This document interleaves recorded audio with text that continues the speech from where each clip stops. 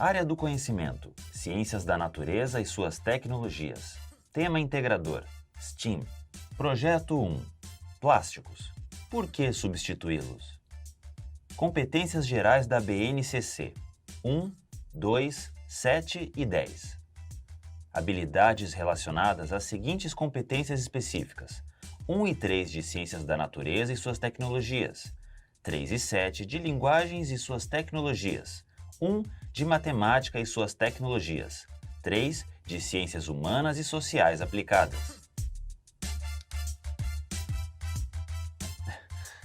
Eu não preciso trazer copos descartáveis, canudos e outros itens que poderiam estar aqui para falar do quanto o plástico faz parte da nossa vida. Só hoje de manhã eu tomei um iogurte que veio em uma garrafinha plástica. Eu comi pão com manteiga que vem em embalagens plásticas. E tomei um cafezinho em um copo de plástico. Isso pensando rapidamente nos plásticos que descartei no lixo. Fora a pasta onde guardava este roteiro, a capinha do microfone que estou utilizando e os cabos que conectam todos os equipamentos aqui do estúdio.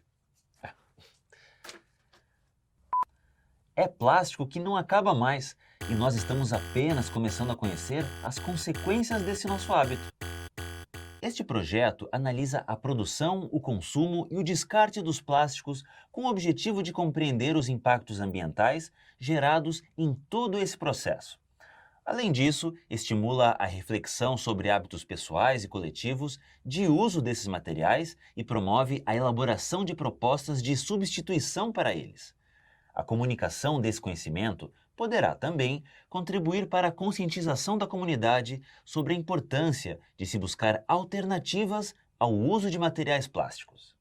Temos, portanto, uma excelente oportunidade para trabalhar o enfrentamento de problemas reais e cotidianos, mobilizando conhecimentos científicos e muita criatividade. O trabalho está fundamentado na metodologia de projetos, que é consonante com a BNCC e desenvolve algumas competências gerais, específicas e habilidades das diversas áreas de conhecimento, das quais destacam-se as seguintes.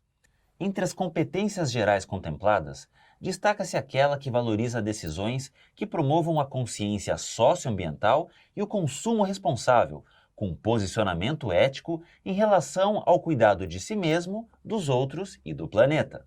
Da área de ciências da natureza e suas tecnologias, pode-se ressaltar a perspectiva de enfrentamento de uma situação-problema sobre produção e consumo de plásticos tão presente na sociedade contemporânea. Já na área de matemática e suas tecnologias, os estudantes poderão interpretar fatos por meio da análise de gráficos relacionados ao uso e descarte de plásticos no mundo. Na área de linguagens e suas tecnologias, destaca-se a habilidade que trabalha o uso das diferentes linguagens para protagonizar com autonomia a defesa de pontos de vista que promovam a consciência ambiental e o consumo responsável. E na área de ciências humanas e sociais aplicadas, destaca-se a problematização de hábitos e práticas coletivas e individuais, com relação à produção e ao descarte de resíduos na sociedade atual, buscando também ações socioambientais sustentáveis para o consumo consciente. Este projeto está organizado em 3 etapas. Na primeira, a ideia é discutir a problemática do plástico, fazer um levantamento geral sobre os conhecimentos prévios dos estudantes e iniciar uma reflexão sobre hábitos de consumo pessoais e coletivos. Na etapa 2, propõe-se uma pesquisa sobre a origem dos plásticos e os impactos que estão associados com a produção desse material. Outra questão trabalhada é o uso dos plásticos em nosso dia a dia.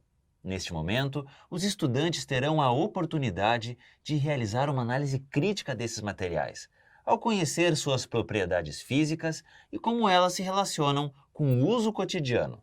Para embasar a necessidade de buscar alternativas, abordam-se diferentes impactos ambientais decorrentes do descarte inadequado dos plásticos, mostrando inclusive que esse problema já atingiu até mesmo o espaço.